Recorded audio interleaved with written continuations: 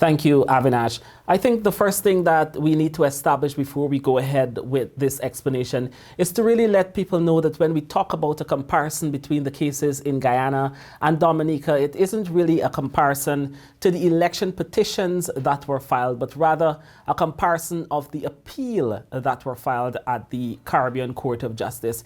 And I'll come back to Guyana in a few, but just to quickly lay out the facts as it relates to Dominica. In 2019, after the general elections there, 10 election petitions were filed, and all of those election petitions were dismissed. What we saw is the petitioners moving to the appeal court of the Eastern Caribbean Court in Dominica and filing appeals, and the court really refusing to entertain those appeals, saying that the trial judge never made any final decisions, and that went to the CCJ. The CCJ handed down its ruling yesterday. The judgment was read by President of the CCJ, Adrian Saunders, and he, in essence, upheld the decision of the appeal court there in Dominica.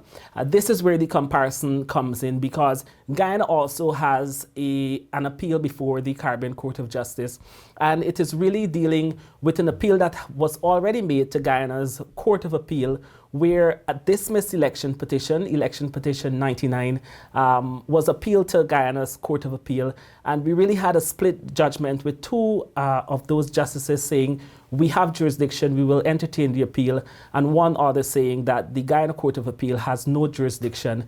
And really that is because when the Chief Justice, Roxanne George, had ruled, she had ruled on non-service, and it wasn't really a final decision on the merits of the case, which is similarly to what we saw in the Dominican case, not an argument really on the merit, but on the ruling dismissing the case. So when we talk about the comparison, that is what we're really talking about.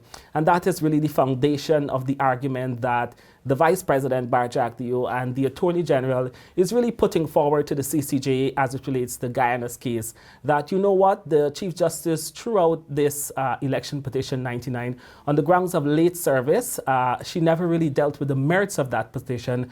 As a consequence, that is also an interlocutory ruling, and really and truly it cannot be appealed. So on July 19, the Caribbean Court of Justice will finally hear arguments in the appeal filed by the representatives in Guyana to the CCJ, and they will shortly make a ruling on that. Lots of people are really looking as it relates to the similarity between the two appeals in Dominica, in Guyana, and there are some persons who would anticipate or are expecting a similar ruling, the CCJ really saying that, you know, it was an interlocutory order and it cannot be appealed as they've done in the Dominica case. So it's really something to look at closely. There's no telling how the CCJ really will rule in the Guyana case, but this case out of Dominica sets a really good precedent and, you know, allow us to expect a certain ruling coming out of the CCJ.